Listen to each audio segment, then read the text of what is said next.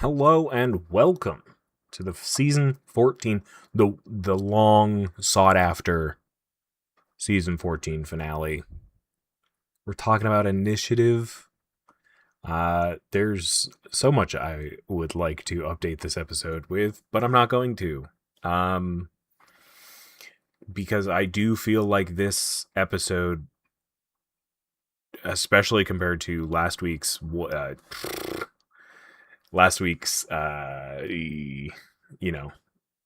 very quickly became outdated 2 years ago.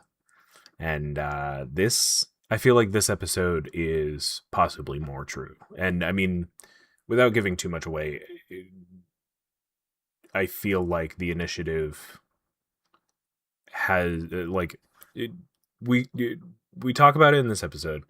It's from a very limited perspective, but even 2 years on, and now that I'm playing with, at an LGS,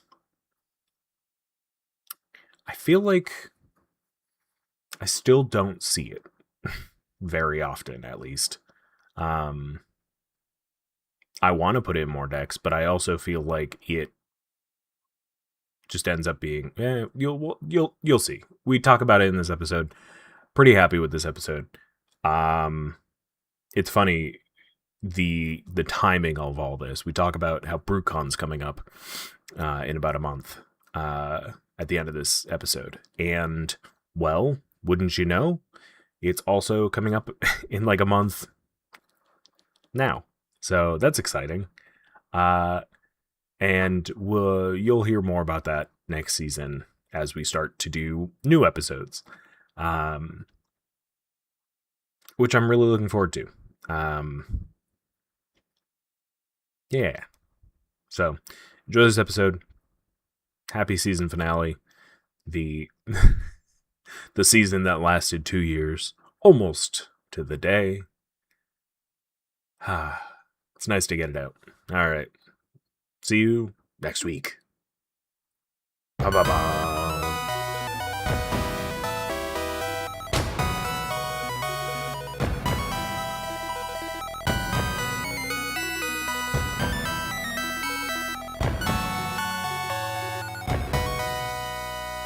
You ready for this? Was born ready. Wow. Was born in a dungeon. I didn't even wake up ready. I wasn't ready till about 30 seconds ago. Well, you're right on time. But I'm ready now. So, hello, and welcome to Temple of the False Pod, where decks are not optimized, but are played sure as heck are fun. I'm Andy. I'm Bruce. Yeah. And welcome back. This is our season 13 finale. Season 14 finale. Wow. Episode 140. 140. Amazing. Got to figure out something for the big 150 in about 12 weeks. Yeah. Well, I can't think of anything that's going on in about 12 weeks. Actually, that's about 8 weeks, isn't it? Now that I think about it. Never mind. We're on the road to BrewCon, baby. Ooh. Yep. But speaking of BrewCon, I've fully built 3 decks in the past week and a half. Man. And I've got another one, a 4th one, almost done. And let me tell you, I don't recommend that, especially if you're in a spot where you're not really, if you're not really playing all that often. I have 3 decks sitting in boxes waiting for BrewCon. So, but one of them is inspired by my time, my experience playing the new Baldur's Gate game.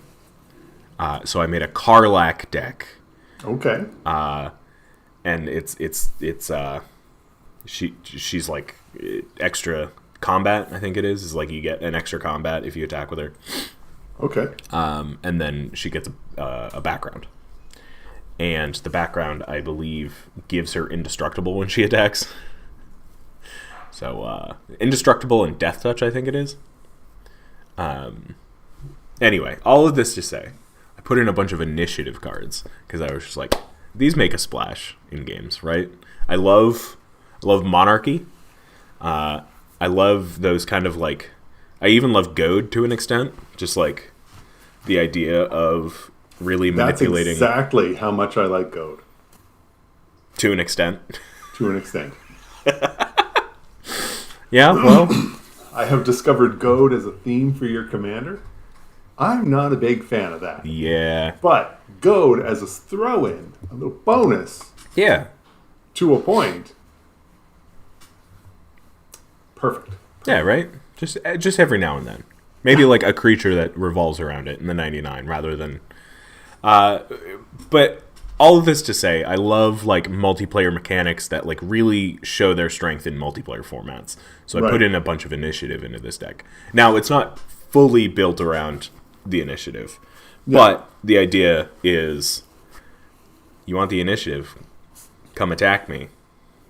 Because, for those who don't know, and it was a wild tangent-ish to get to the topic at hand. We're screaming right back to the topic. Yeah. So, the initiative is much like Venture into the Dungeon, which, if you don't remember, Venture into the Dungeon, I have these up somewhere. Essentially, it says... Of course, I can't find any rules text when I want to. But just the initiative rules? Yeah, so initiative is like when you take... Or not the initiative. When you venture into a dungeon, which a card will say you venture into the dungeon. That's the only way that you can venture further, is if a card says it. Or now, I guess, if you have the initiative and you're stuck in one of the old dungeons. And basically, they're little maps. I have them up on the screen right now. You go into a room, and then you make a choice. Next time you venture to go one of two ways, you get an effect, and then at the end, there's a bigger effect. And with that, and we'll touch on this a little bit later, there's two reasons to do that. To get the value of the actual dungeon, or to get value off of the state-based having completed a dungeon. Because there's a number of creatures and such that care about this happens unless you finished a dungeon, and then this happens, and it's like a bigger thing, right? Are there any creatures, I'm asking you, and you may not know, but are there any creatures that say, when you complete a dungeon, something? Yes. Okay. So you are encouraged to complete dungeons repeatedly. It's not just, I've done one dungeon, so now any card that says if you've completed. Okay. So you got. I'm sure the one that you're most familiar with is Sephris of the Hidden Ways, which is white, blue, black for 2/3. Whenever one or more creature cards are put into a graveyard from anywhere, venture. It only triggers once each turn, and then whenever you complete a dungeon, return target creature card from your graveyard to the battlefield. So right, and I have two friends who run Sephris. Whoa. Yes, that's very cool. Our friend John and our friend Carlos. Oh, okay. Both have Sephris decks. It's very cool seeing different takes on it, but it eventually ends up being very similar.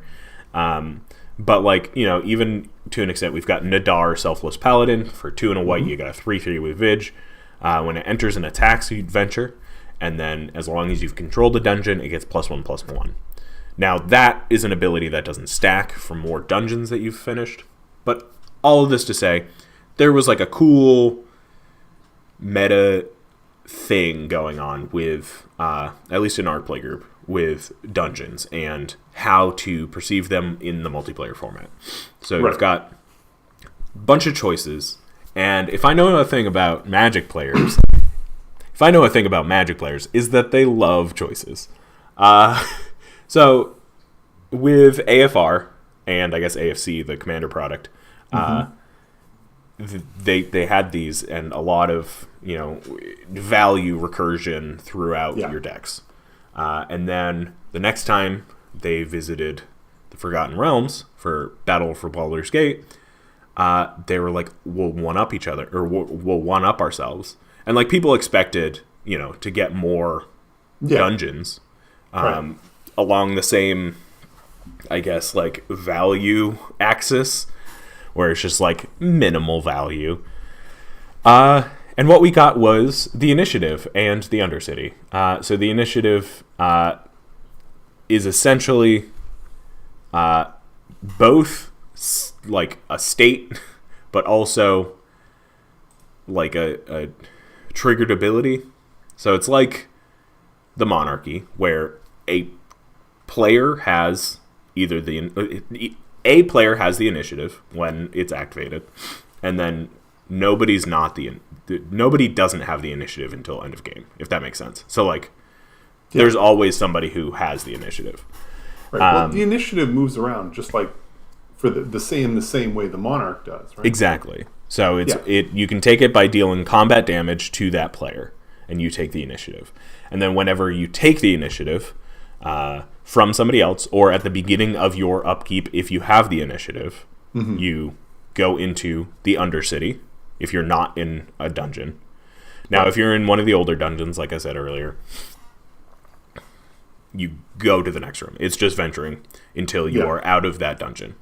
But say you're not in a dungeon, you get the initiative, or you have the initiative and it's the beginning of your upkeep and you're not in any dungeon. You go into the Undercity.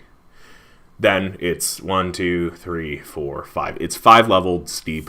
You get a few choices here and there. They're a little bit bigger in terms of value.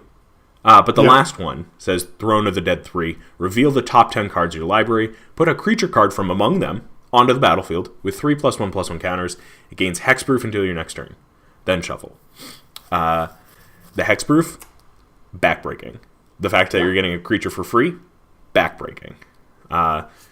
You're telling me that one of your biggest creatures isn't in the next 10 cards of your deck. What I like about the initiative, and I'll get on this later, is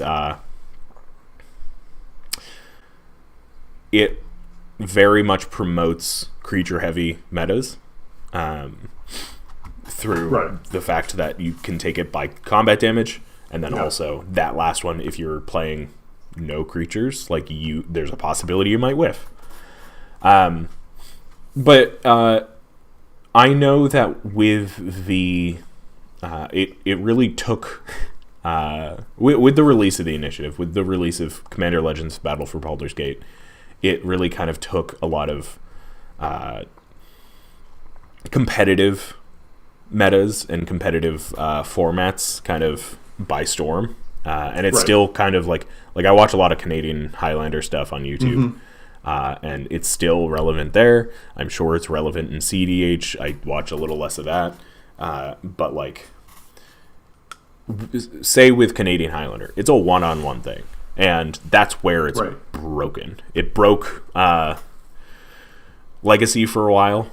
They had to I think they banned the White Plume Adventurer. Because you could get it out easy, you could get it out fast, you could block with it, and by turn 3 or 4, you're overwhelming the game with this thing. But especially if you can get it out that early. Yeah. And your opponent, at least on the first couple of turns, can't do anything about it. You're already through to almost the final stage, and then you're getting a free creature from your top 10. That's something. Yeah. Because, with the White Plume Adventurer specifically, it's a 3/3 for 3. And at the beginning of each opponent's upkeep, you untap a creature. And then if you've completed a dungeon, you untap all creatures. So, you get this out on 3. The chances of them having much of anything, you get this out turn 2. Easy. In those competitive formats. And they're going to have such a small time to be able to respond that it just takes the game away. But all this to say, I wanted to talk about it in a casual format. In a format where, especially where you and I love multiplayer games, whether it's, Conspiracy 2, Battle Bond, the Commander Legends drafts, all these formats and these limited environments are so fun, and I think in part to the initiative for this last one. And I think with it being introduced to an Eternal format like Commander, it honestly, and maybe this is my limited scope. I don't see much of it in like a casual like thing. Like I know that John and Carlos. John and Carlos still have their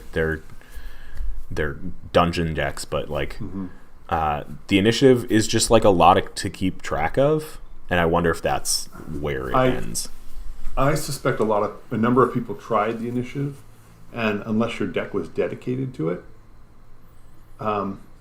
like there's a lot of people who don't like the Monarch because it's just you can lose it, and then you're giving other people, a benefit that you're the one who paid for it.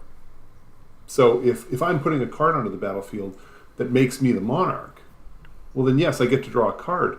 But on the same breath, if I can't protect it, I'm giving that card draw to others. And I think there are some folks who had issue with that. But more importantly, with with the initiative, I put it out, I take the initiative. So great, I get the first, I get to the secret entrance, I search for a basic. Well, if I can't, at least with the Monarch, if you can't protect it, you did get to draw a card, and that's a significant benefit. Whereas the Undercity lets you search for a land, and then it's probably gone. You have to protect it repeatedly as you work your way around to get to that last phase. So it's a lot of work. Realistically, I think from what I can see, the only people who are still running the initiative are those who have entire decks dedicated to it. Like I said, it's the Sephiroth player and a handful of other commanders that can abuse the initiative that are still running it. Everybody else seems to have fallen by the wayside a little bit. So yeah, and I wonder how much of that has to do with the not even poor reception, but the lack of reception to Battle for Baldur's Gate. Because like, it felt like a flash in the pan, obviously, with its actual release, and then obviously with the video game coming out, I feel like it saw like a little bit of a resurgence. But I do wonder. So like, obviously the initiative is like time consuming in terms of keeping track and like making decisions. Right. It just adds to your turn. And if you're a player playing against that, right, it just screams this person's a target, regardless of like what actual value they're getting, because it's just like a lot to take in to figure out like where they're going. I think the other part, because I believe you're accurate. I believe that a part of the reason why this isn't that popular is because the set itself never really got a chance to shine for more than 30 seconds before the next set came in. But I think part of it is, and this is somebody who plays against somebody who's running an initiative deck. I play against this person on a regular basis, so I see this deck quite often. Still can't tell you what the rooms do. Not off the top of my head. I have to be looking at that card to find out. So every time that creature gets put on the battlefield and John takes the initiative, I need to see the card because I've forgotten what happens. Mm-hmm. Every single time. And I'm not the only one. Everybody around the table has forgotten what the card does. So then it's look at it. Okay. And then you go about it. So, as you said, there's a ton of bookkeeping involved with this. Because if I'm concerned about John getting 2 +1/+1 counters, well, when do I need to be concerned? When do I absolutely have to hit him? Well, he can get to the first room, but I can't let him go to the next room. And then I'm kind of hoping maybe he doesn't go the way. There's a whole lot to this.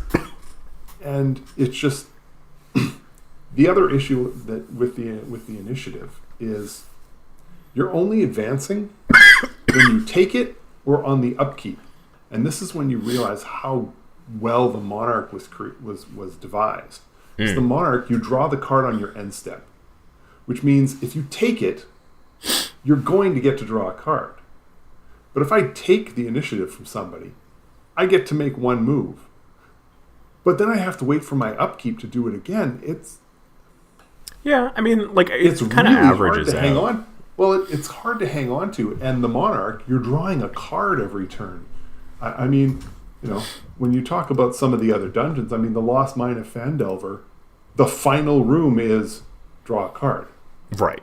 I mean, that's a little underwhelming if you just tell me, I just need a creature that has the Monarch, and I'll get to do the same thing. So for sure. I don't need to jump through all the rooms. So it can be a little underwhelming, I think.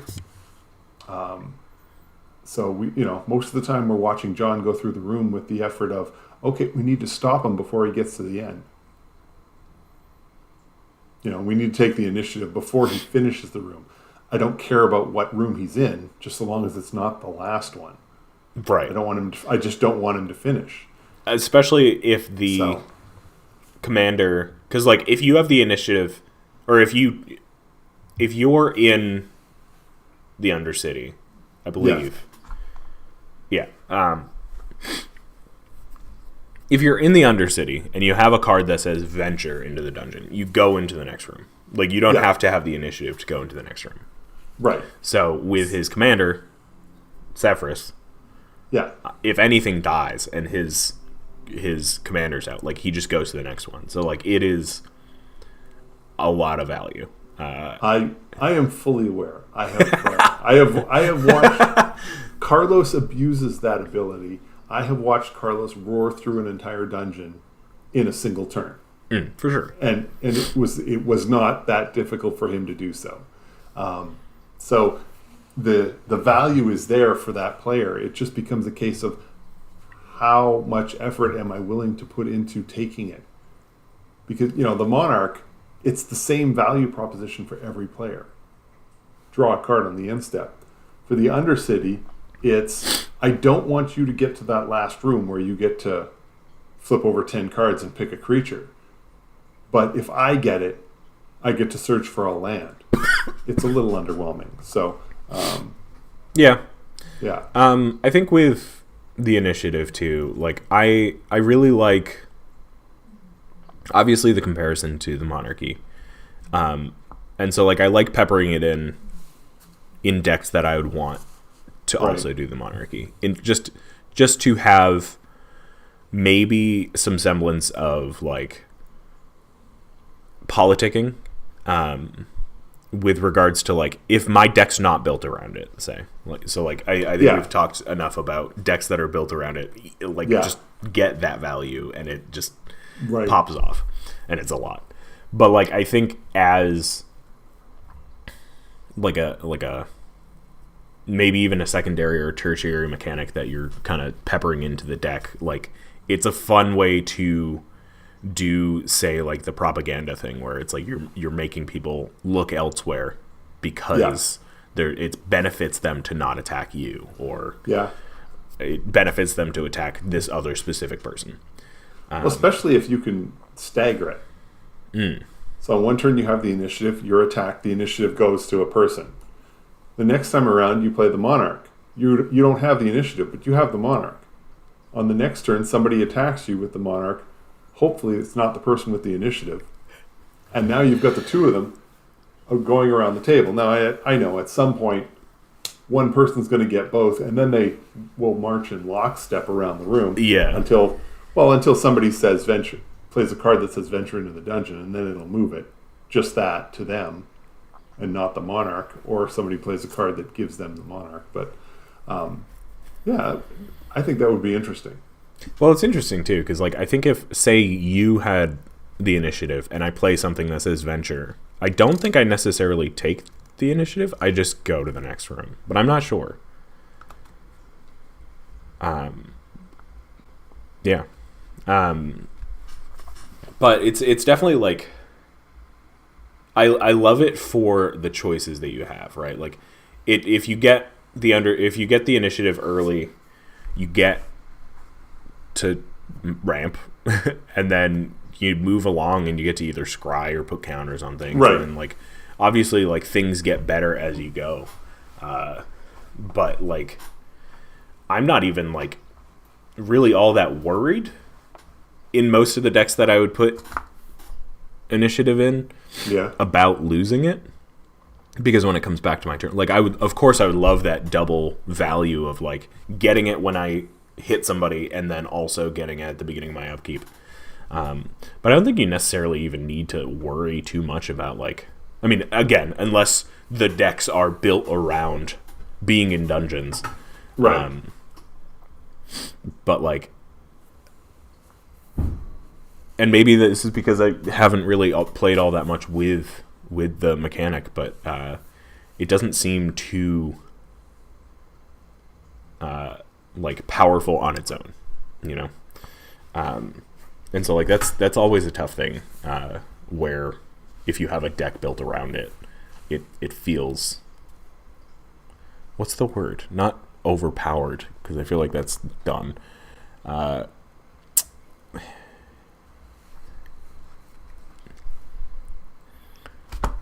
Incidentally good? No, just oppressive. There we go. Okay. Like, I feel like if you have a deck built around the initiative, like, it can feel incidentally oppressive, even if you're trying to not make it so, because it is 5 steps to getting a free creature, right? Like, I don't know. I had a lot of thoughts about the initiative, because I'm like, I want to play more of it. I want to see more of it, but I also understand that, like, people like to break things, and that makes things less fun. Right. But well, it was interesting because you had mentioned earlier the idea about how broken that it can be broken in, like, Legacy and those sorts of formats. And the joy with Commander is there's 2 other players that can also take it away from you. So even if you get the initiative early, if 3 players don't want you to have it, I mean, there's a good chance you won't. Yeah. It just, it depends on how badly they want to take it from you. Yeah.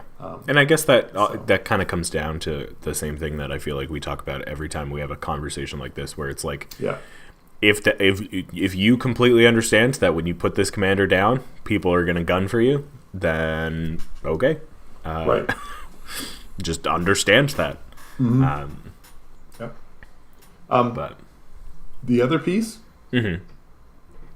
sort of a final thought, if you out there are planning to do this, planning to use the initiative or use any of these dungeons, please find the large version of the card. Oh yeah. The magic card sized version is just too small. There's so many lines of text on it. It's impossible to read from across the table. It's difficult to read from sitting right next to the person, especially because they've likely got a marker on it showing what part of the dungeon they're in. So even they're obliterating part of the dungeon. Find the bigger cards. There are oversized. They're the size of a plane chase card, so about the size of 2 magic cards. At least those are bigger. The font's bigger. You can read it a little better. Come on, help an old guy out here. I just can't see the dang card, and there's so much wording on it. It feels terrible that every time I'm about to go to combat, I'm like, John, can I see the maze? Can I see the dungeon you're in, so I can figure out if I need to be swinging at you? It's terrible. It's terrible. Get the oversized cards. For sure. Just do it. Trust me. Trust me on this one. Yeah, and, like, those cards are great. They came in the bundles. Surprised they didn't just, like, throw some in with the like draft boxes, but I'm surprised they didn't, like, flood the market with them. Yeah. They're out there. You can find them easy. Like, go to wherever you get cards and type in, Undercity. oversized. Mm-hmm. Oh, excuse me. Yeah, I mean, all this to say, very excited to try out my new deck. Yep. BrewCon, baby. That's right. Yeah, excited to try all my decks out. I feel like that one might be a little sillier, but we'll see if the initiative really breaks things. And then I'll have to re-edit this episode. But I think that's going to do it for us this week. I think so. My sinuses are, if you can't tell, are bleeding out my eyes. So we'll be back next week, kind of. This is our season finale. Welcome, everyone who's joined the YouTube channel, wherever you're listening or watching.